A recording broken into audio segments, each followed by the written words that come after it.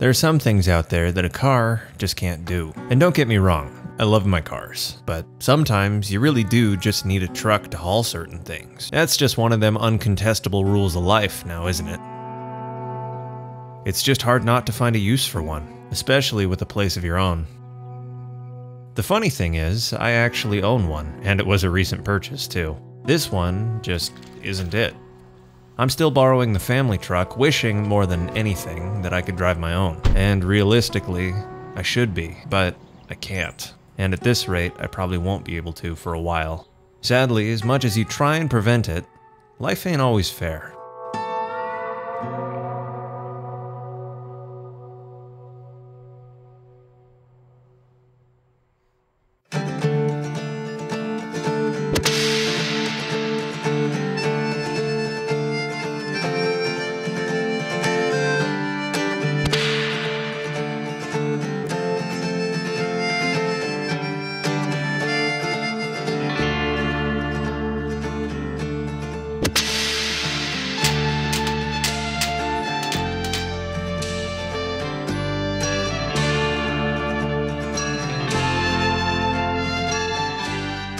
This is a tale that begins in the past, almost 9 weeks ago to be specific.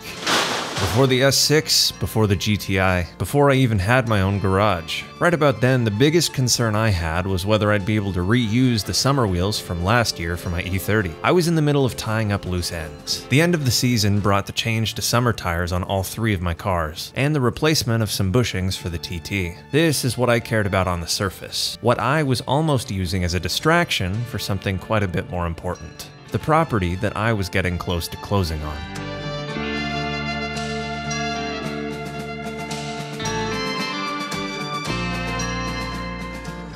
One of the things I grew up hearing was the second that you buy a house is the second you should start looking for a truck. Half the projects you end up doing just need one. And in my case, the cheaper the better. Right now, almost all my savings are going towards buying the place. So I honestly don't know if I'll have any money to really put towards this, at least for a little bit, and especially given how ridiculous the truck market is. Talk about overpriced. Yeah, there's just no way this is gonna work out at the moment. If these are the prices I can expect to pay, it's gonna be a while before I own one. Maybe I should exhaust all my leads though. It's not like I need a new truck or anything. Might as well ask around.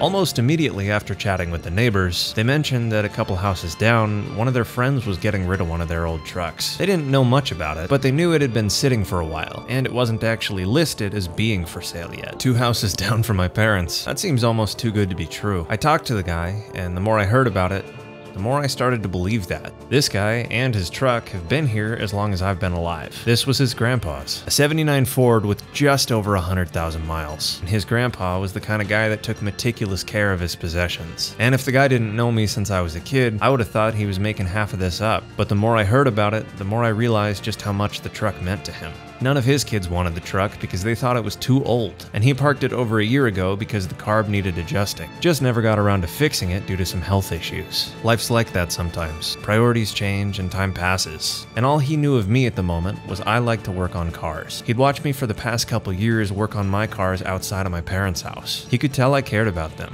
and I think part of the reason he wanted to sell it to me was because he knew I would care about it and care enough to get it back on the road again. So his asking price for me was $400. In the grand scheme of things, a ridiculous steal. But the issue is it would need a number of parts before it would be roadworthy, or even running again. Not gonna fix the immediate problem of needing a truck, but also not a price I could say no to. All I can hope is that he keeps his word, that he'll hold on to it until the house stuff settles down, and I've got enough money saved to buy the parts to fix it.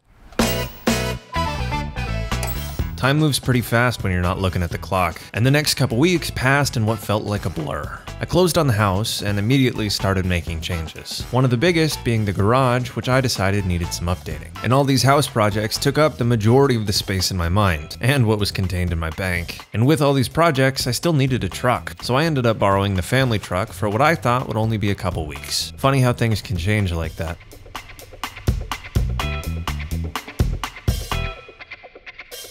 While this truck was useful and accomplished everything I needed it to do, it wasn't mine. Maybe someday, but right now I'm just borrowing it, hoping I'll be able to save up enough money to order everything I need to fix the old truck I found. But for now, I'm grateful I have at least this.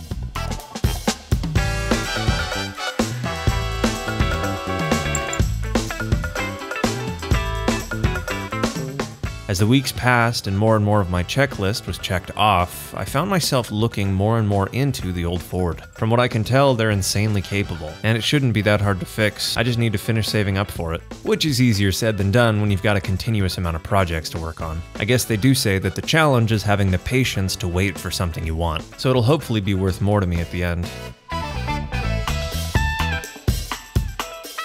Eventually, as happens with anyone with a car addiction who recently acquired space to feed their habit, I did start to cave a bit, on 2 other deals specifically. But in my mind, these were also deals that I just couldn't pass up. At least that's all I was telling myself. But I was able to keep my promise to myself. These cars didn't even eat into my truck savings. And after this week, I should have enough money to pull the trigger on everything I need to fix it.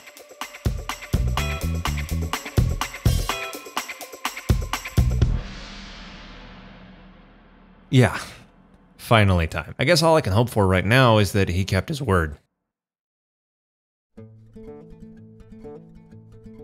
Which, after a little drive, I found out he did. And I also found out that I like this thing a lot more than I thought I would. I guess, even if the goal's a small one, when you spend that long thinking about anything, I feel like you're bound to like it, no matter how different it is for you as a person.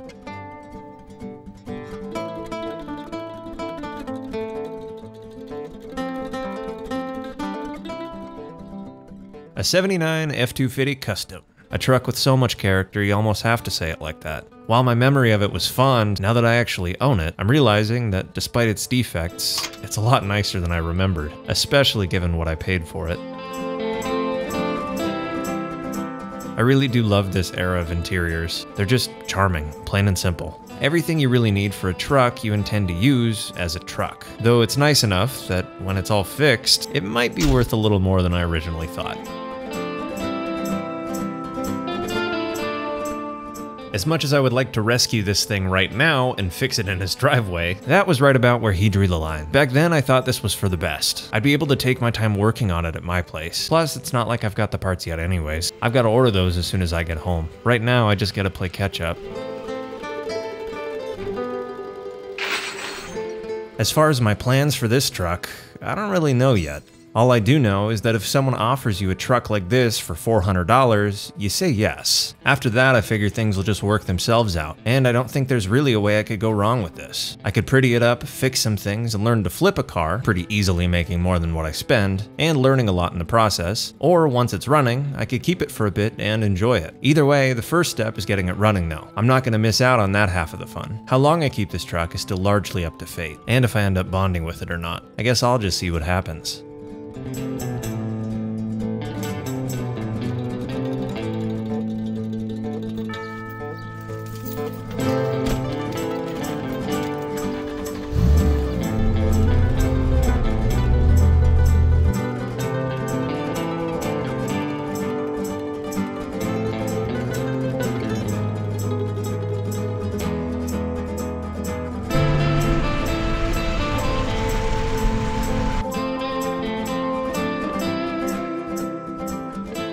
As the truck arrived to its new home, I had it parked next to the S6. While this truck needs parts to be roadworthy, this time I do know it should be an easy fix. Unlike the 2 other new projects, I got this one from a guy who had no real reason to mislead me. He was a known quantity, and I've personally seen this truck running before. So when he said all it needed was a tune-up, I really do believe him. That doesn't mean that's all I was planning to do to it though. In fact, for as long as I was saving for the car, I was also researching just how capable the engine is, how capable the platform is. I was ecstatic that night to finally be able to spend the money I'd been saving for weeks on not only the parts I would need to get the car running, but to soup it up and actually make it something cool. It's weird how different this is from any of my other projects, and I do think that's refreshing in a way. It'll be a foreign world, one I'm excited to explore, once these parts actually get here, that is. For now, I should probably actually see what I bought.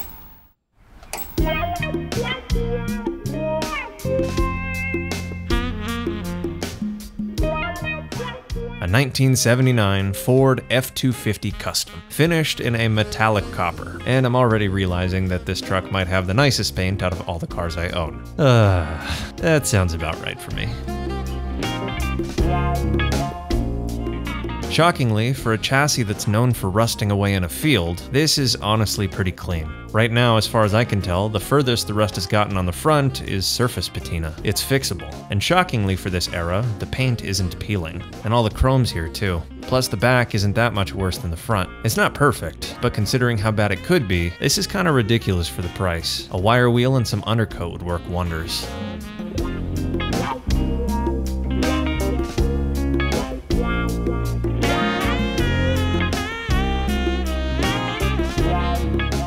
Plus, the toolbox in the back is easily worth as much as I paid for the truck. So I guess in that sense, it's free. Sure, it needs work, but so far I just can't get over how good of a deal this was.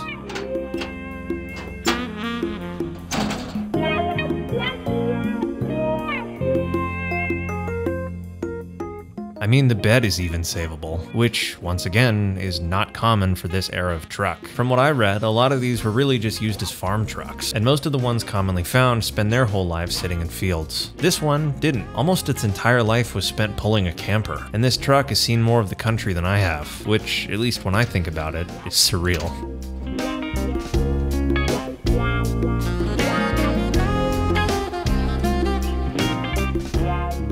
Plus, it's a factory AC car, score. And other than the interior being a little worse for wear, it's really not that bad. It needs new seats, some weather stripping, and some door cards, but other than that, this'll do just fine. Plus, the whole dice vibe it has going on is absolutely great. These aren't going anywhere.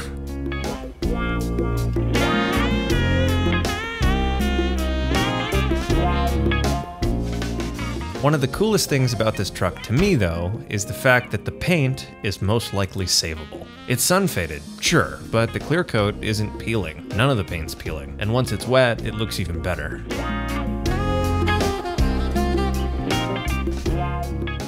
Engine-wise is where this truck gets interesting. Very interesting. In this era of truck, you could get a number of different engine options, none of which were diesel at the time, but one of which was absolutely overkill. This is that engine. This is a 7.5 liter V8. 7.5. It's known as the 460 big block, and with that amount of displacement, there's not really a limit to how much power we could get it to make. It's more of a question of how much do you want to spend. And while it doesn't have the highest horsepower, what it's known for is a ton of torque, which for a truck is really what you need. But at the same time, it would make a hot rod pretty dang easily, which is very, very tempting, and happens to be along the lines of many of the parts that I already have on the way. Everything I'll need to get it running and take the first step towards this thing being a blast to drive. But they're not gonna be here for a while, and I've already got a date with another V8. Might as well figure out what's wrong with this one while we have time.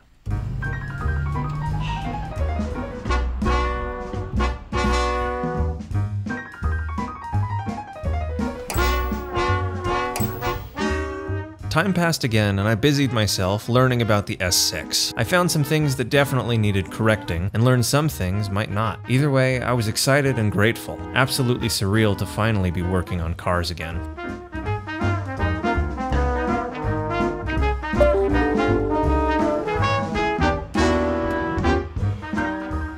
Oh, way to make my day even better. Looks like all the truck parts shipped out. Never heard of the Carrier before, but who cares? Soon I'll be able to drive my own truck.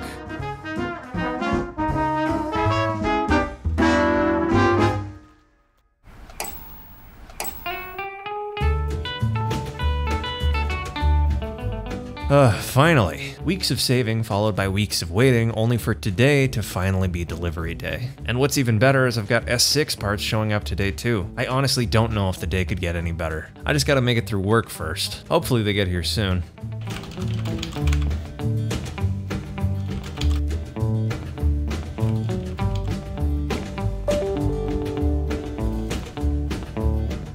Oh. Well, I guess the S6 parts are here at least. I got excited there for a second. That's the first notification I've got all day. With the Summit order being my second most expensive car part purchase ever, there's just no way it wouldn't need a signature. I didn't hear a knock or anything, so I'd be surprised if the other one was here too. That's really weird. No signature, no knock, no email? Wonky. But I don't really care now. I mean, the parts are here. There's just no sense in waiting anymore.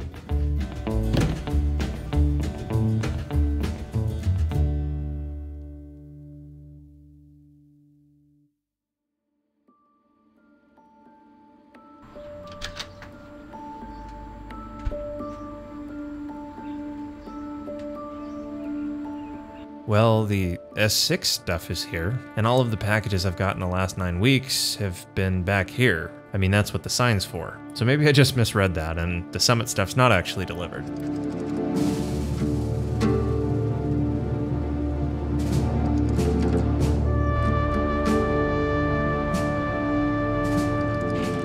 Yeah, maybe I was just seeing things. Maybe it's out for delivery still, not actually delivered. Oh, I guess they just didn't read the sign, or maybe they can't read. Either way, it seems like they put it in the front. A little sketchy with how expensive the package was, but I guess it's not the end of the world.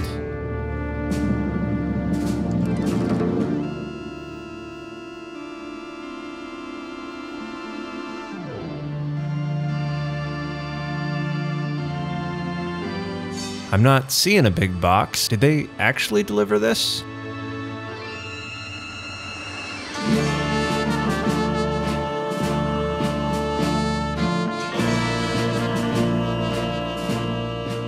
You're joking, right? No, like, there's actually no way.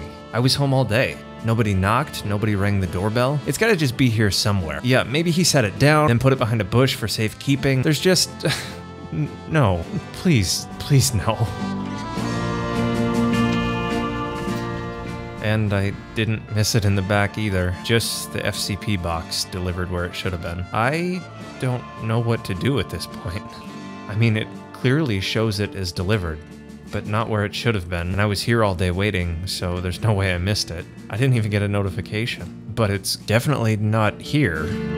I should email Summit. They've got to have some sort of a system in place for when this happened. I mean, they chose the carrier after all, and it's not like any of the main ones have had trouble reading the sign.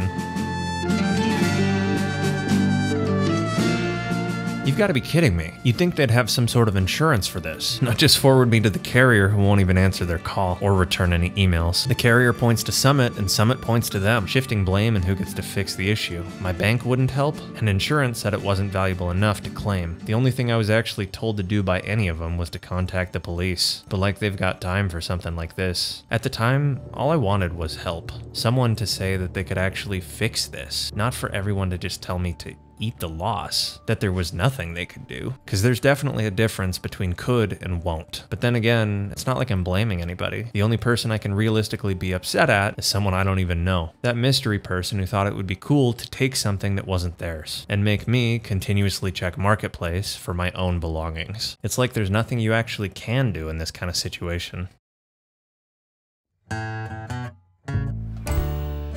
Like it always does, time passed. A couple weeks went by, and there wasn't a moment I could think of when I didn't have Craigslist or Facebook Marketplace open on my phone or computer. But even that was a foolish hope. Almost more foolish than thinking I'd ever hear back from a carrier I've never heard of. They weren't even willing to investigate the issue or admit that anything was wrong. One by one, I stopped hearing from everybody. My bank, insurance, the police, Summit, and the carrier. You'd think you'd at least be given the time of day, but more often than not, you'd be surprised. I guess there are two kind of people in this world. The kind like my old neighbor, who saw me caring for my cars outside and gave me his grandpa's for cheap because he knew I'd get it running. That's the best kind of person. And then there's the kind of person who stole the stuff I saved up months for. That's the worst kind. I think the sad part of life is you never know who you're dealing with on a daily basis. You just get left with the effect they have on you. And in my case, I get to save up all over again. Sitting, dreaming, and waiting for the day when fixing this truck up makes sense again. All that I can hope is that when that time does come, which it will, that then I run into the former kind of person rather than the latter again. Other people, right? They really can be the best and worst part of life. Thank you for watching. If you enjoyed the video, consider dropping a like and subscribing for more. That's the best way you can help support my content. Either way, I'll see you guys in the next episode. Thank you again. Have a wonderful day.